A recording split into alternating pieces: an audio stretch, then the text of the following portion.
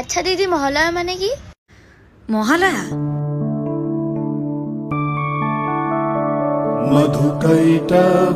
মহালয়া মানে দেবী পক্ষের সূচনা।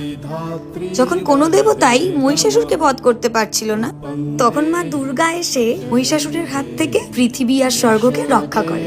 মহালয়া মানেই তো মা আসছে। তার মানে মহালয়া ইজ হোম কামিং, তাই তো? একদম তাই।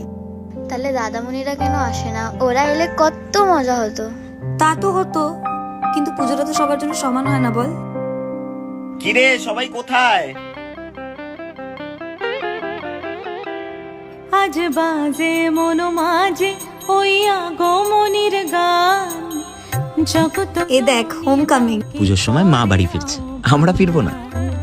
জগত জননী মাকে করে আহ্বান।